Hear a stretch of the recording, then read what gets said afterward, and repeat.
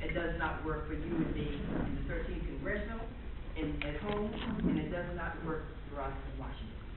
I have a 25-year history, a footprint that's as wide and as thick as my arm and length in this community. 25 years of actual community service, of significance, rising always from the bottom. It is my nature to roll up my sleeves, and eventually, because of who I am and this leadership capacity to get results done, rise to the top. The Community Planning Board Chair, Democratic District Leader. I've sat on many boards. I was Executive Assistant to Chancellor Rudy Cruz, Director of Community Relations for Alan Hevesy. I say all this fast because when you're done, 25 years in the public sector, it is a lot to say in 30 seconds or 5 minutes. But what I have in coming off of that, I came into this arena after a 17 years career in what I call the private sector. But the private sector for me was production operations, a liquor plant in Dundalk, Maryland, for a company called Seagram, where I was the first woman in management. Came up through the ranks of production operations to become plant personnel, labor relations, and then promoted to corporate headquarters. But I always tell the Seagram story because it is really the foundation of who I am in my politics and in my public policy. The politics and where I think I distinguish myself, as we are all are Democrats, we are margin of error or difference in issues are minuscule, but it is the capacity to get the job done in a Congress that is paralyzed and determined not to get anything done, in a community that I feel has been left out in 40 years, disenfranchised and not engaged.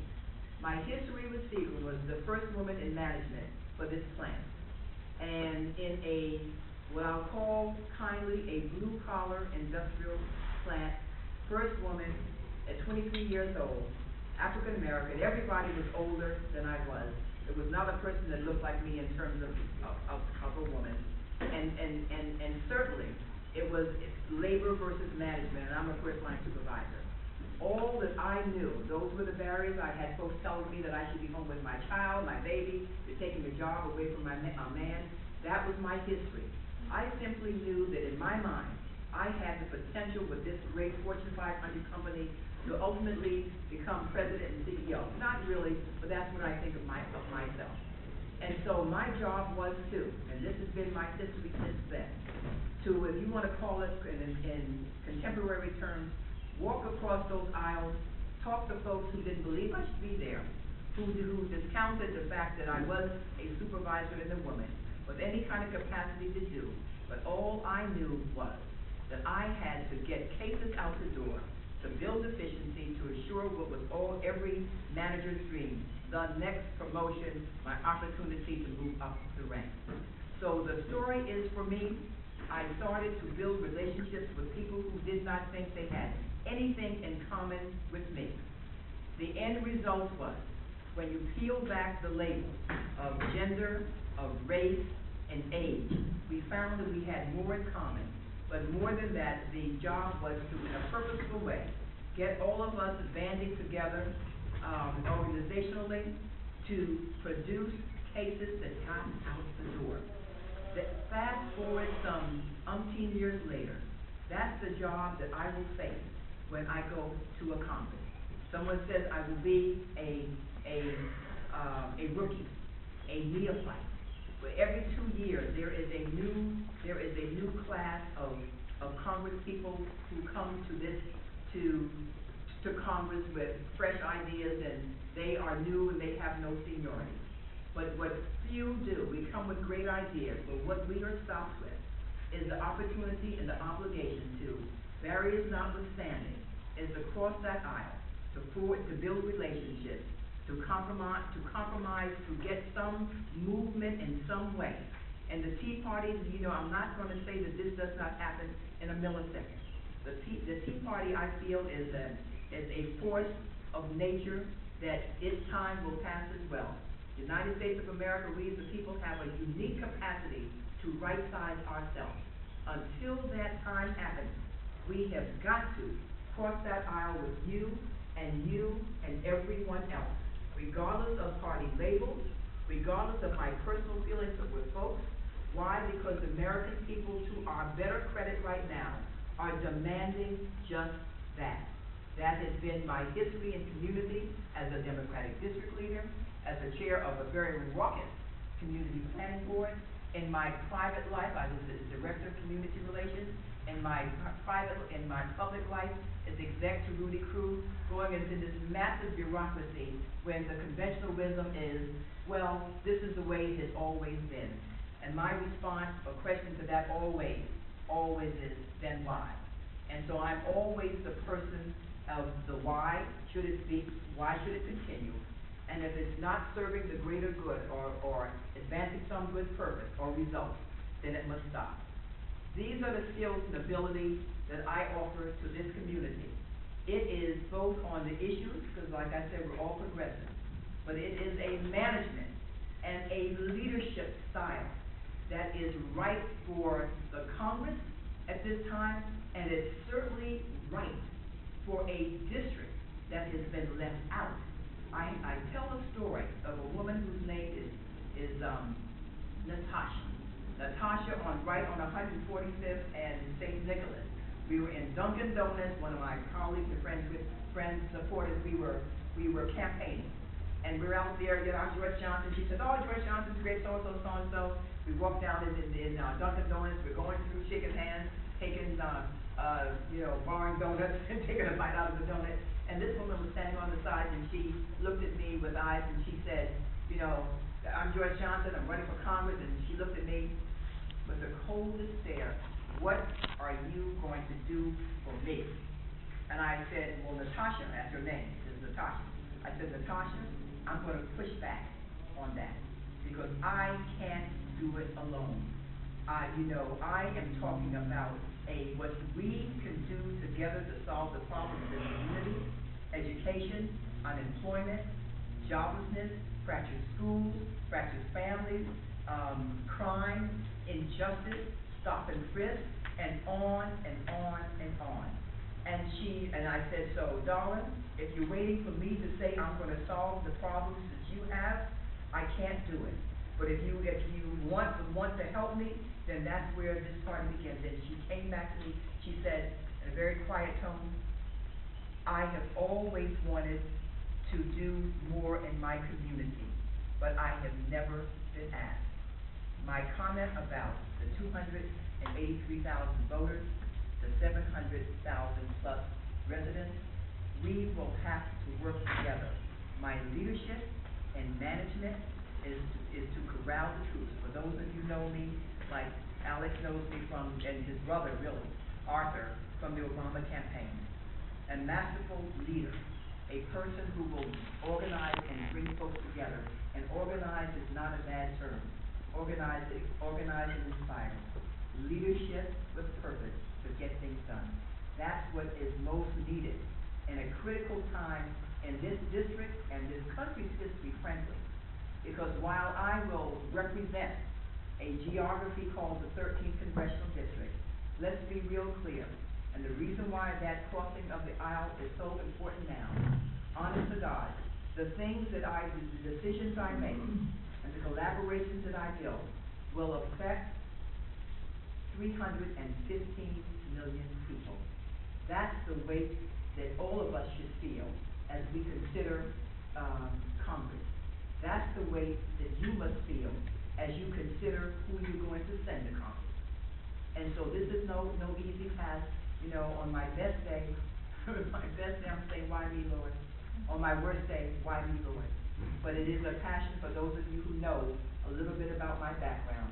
I am a product of my great mother and my father, who inspired me and left a whole bunch of genes in there regarding public service. It is the passion. I'm ready for it. I'm fired up. I'm prepared. I have done the due diligence. I have, walked the mile, and I'm ready to go. So I'm happy to take your questions.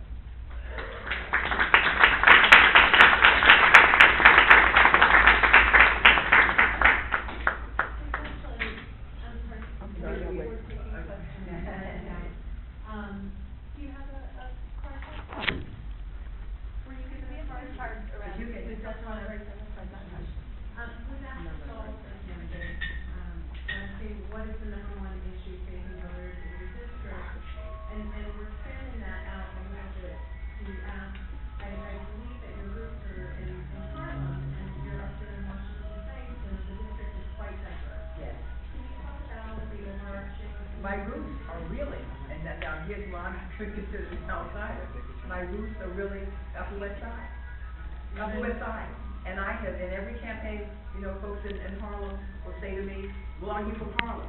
Are you on this block? You live at 125th Street. I said, no, I live in the 13th Congressional District. And this is not my first campaign. You know, I have run a few times. I have never won, but I've never lost. But in running for council and assembly, and also with the Obama campaign, I have touched every single community in this district. I ran in 2010, many of you know, and so I have done this run this track before. And so the geography, the street names notwithstanding, the demographics notwithstanding, we have common problems and goals that must be met and solutions that must be driven. And if I can tell you that my last job at Seagram, having been so brilliant at getting folks to work for me, making me a superstar and rising into plant personnel and labor relations, then to corporate headquarters, where I was director of equal employment opportunity. It was doing a dismantling of affirmative action through the late 80s when I decided to, one day, I'm going to Congress to put teeth in legislation. But the backdrop of that is my sensibility about equal opportunity, equal presence, equal value of all folks. If I don't open my mouth, trust me, I am taken for everything and then some. You know, 30 years ago I would say, I'm African American. Now I say I'm a woman of color. But more than that, I'm public service. It's a perfect segue to one of the questions that we get a chance to ask the other candidates. What steps would you plan to take to get the ERA amendment adopted? Well, equal pay, well, this is a 40-year history. 40-year history, and so companion with, you know, it might be, equal employment opportunity. But the same is not only ERA, but equal pay for equal work. And these are things that have been deferred for so long. So the short answer is, and I'll take a page from Harry Reid and Jerry Nadler, and I can't remember the issue, but the issue, the purpose is, every time they show up to the new Congress, every time they look at legislation, they are dead centered on those things, those principles, whether they move the needle, whether the Congress picks them up, but it will be top of my agenda. Equal ERA, equal pay for comparable work, and comprehensive immigration reform. Why? Because in this district, disproportionately our women are single heads of households. In this district, over half the population are immigrant women and women of Latino and other origins. And so the issue of immigration reform touches our families with deportation, children left here and going to foster homes where parents are deported, and we have got to, if this community is to repair and to move forward, you can't do that when you are hunkered down out of the fear of unknown in terms of your status and unknown in terms of your position, and therefore not standing up and contributing and producing as we want everyone to do. And so those are my two, really, I said equal pay for equal work, because we know the numbers. 78%, 78 cents on the dollar for overall women, 62% for African American women, 52 cents for Latinas. And so on the Latina side, that's another $10,000, she would be given if she were a man. The economic consequences of that not being at parity is what it keeps us in this community at a deficit. And so those are the issues I will drumbeat around. They may not be taken up, but I will drumbeat them around nonetheless, because one day believe we will, as we're now looking at seriously, immigration reform. These dreams deferred, wait till the next Congress. The American people are deciding we want something different. We understand the same question as super. Like I was, African American and a woman. Congressman Rangel is the third most senior member of Congress who brought hundreds of millions to Harlem. Why would a backbench congressman help Harlem? Sending that out to all the senators. A backbench. Being a freshman. and then A neophyte in my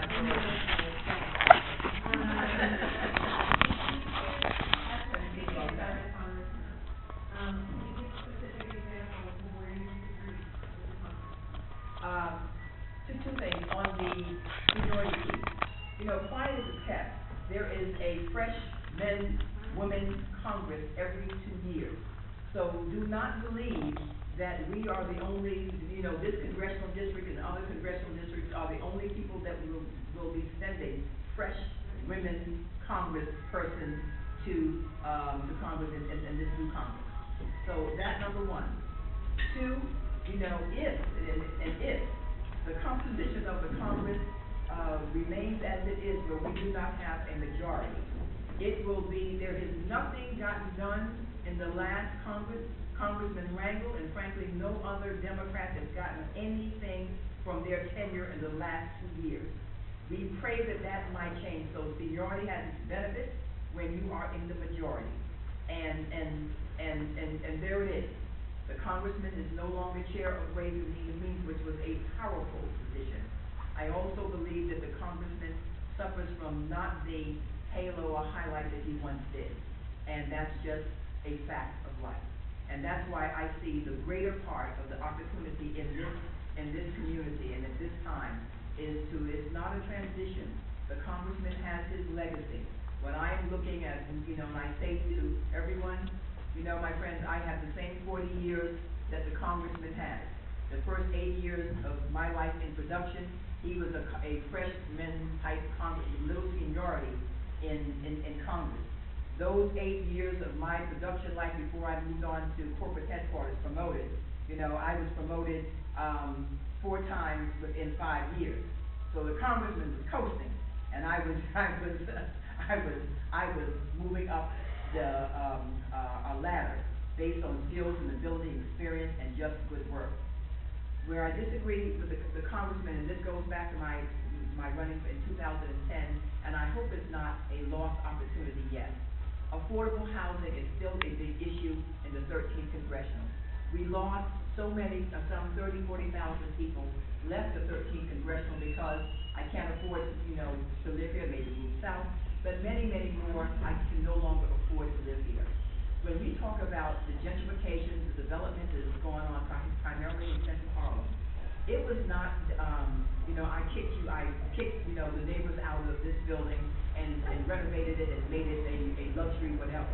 It was infilling of hundreds and hundreds of vacant lots that were then built and developed into luxury housing, co-ops, and condos. The missed opportunity, and you heard me say this to the congressman, the missed opportunity way going back 10 years ago. When if you are leadership, because my position, the reason why I want this job, because this is the top political job. This is the CEO. This is the person who can, the line managers who are council members, assembly members, and state senators, work to build a community that we all want to look on. And that's how I see myself. And so to see yourself was, I would have corralled the development industry, much as way back then, the Michelama programs, and this was not the same because this was not public, but that we had all of these parcels, back in the day with 80-20, and I say now not 80-20 in terms of affordability, marketability, and then the rest market rate. We now need something more like 70-30 or 40-60, and I would have broken to the best of my ability that, because we lost so many good people, and that's still an issue now, and that we still have, remaining lots that are a piece of the business that I will do.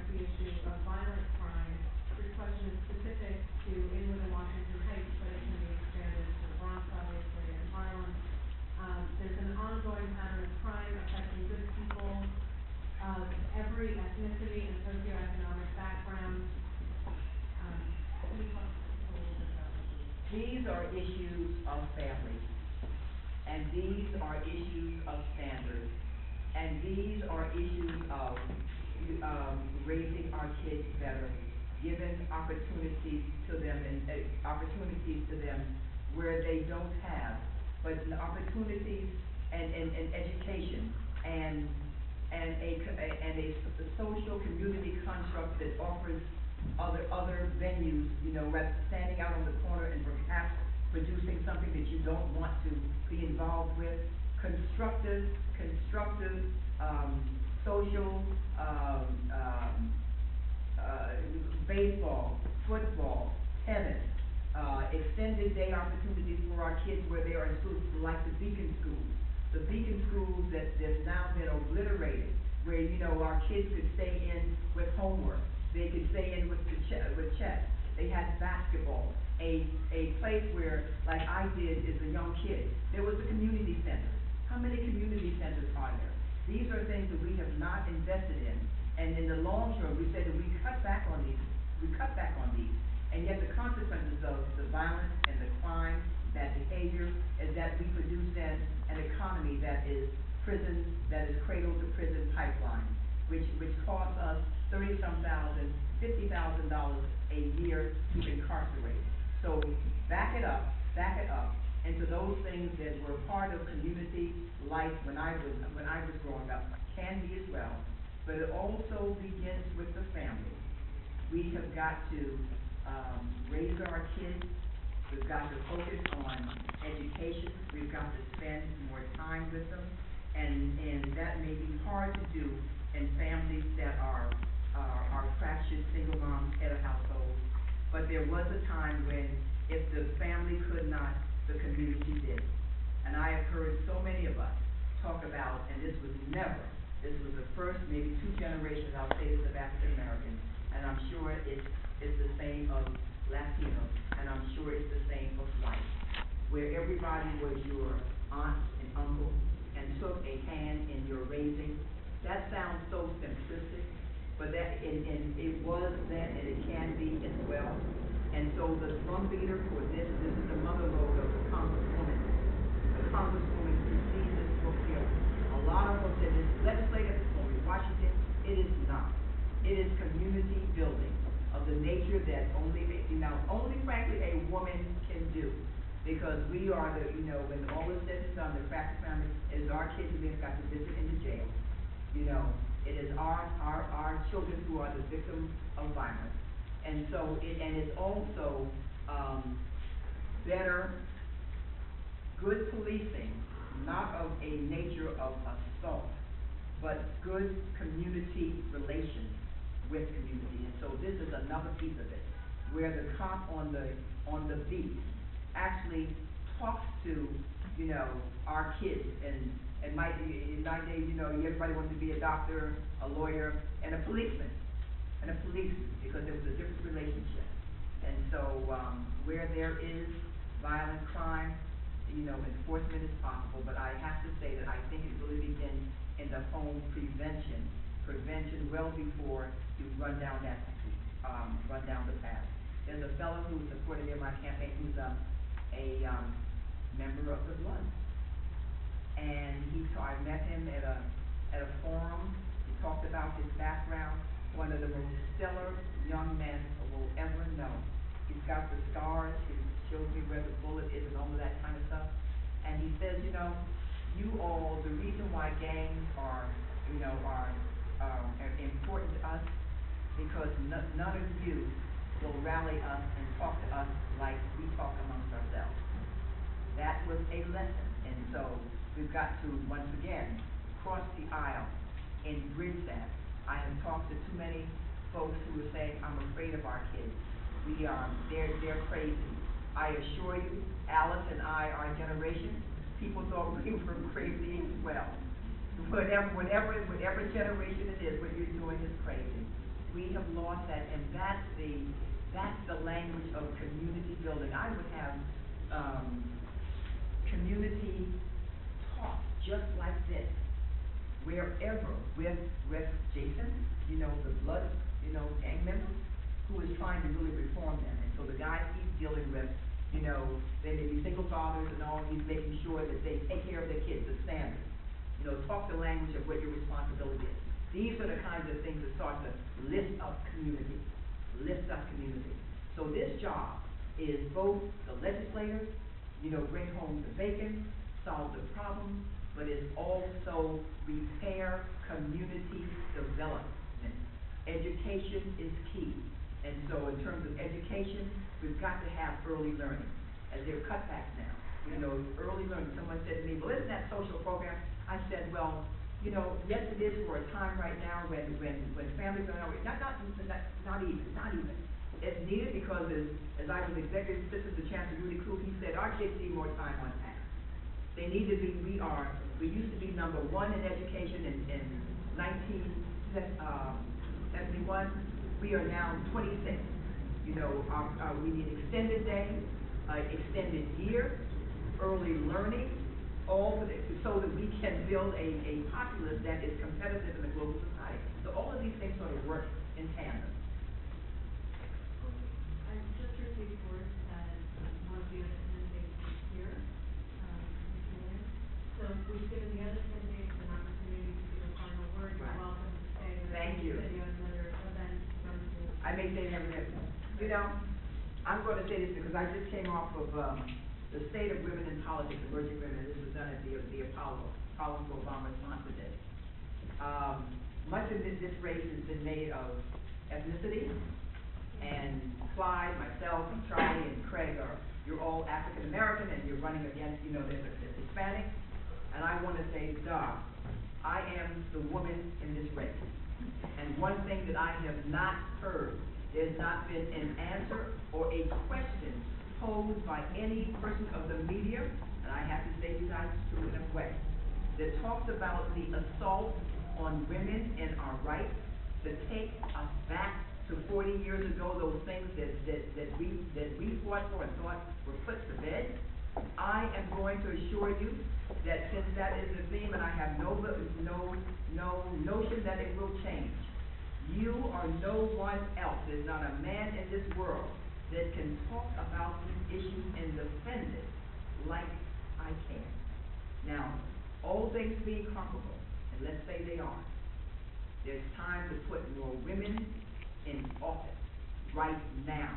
It begins with the 13th Congressional District. 17% of in this, 65% of the voting population in this country are women.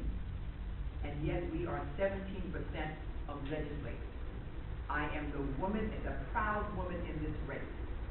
But more than that, the accomplished person who has a footprint on community, who has a passion for public service, a record of how to get it done, the wherewithal, and I ask for those of you who can vote for me on June 26th, next Tuesday, please vote for Joyce Johnson. And anyone who wants to join this band of good folks to support the candidacy in the final days, let's ride this puppy to victory June 26th. And I thank you so much for your time.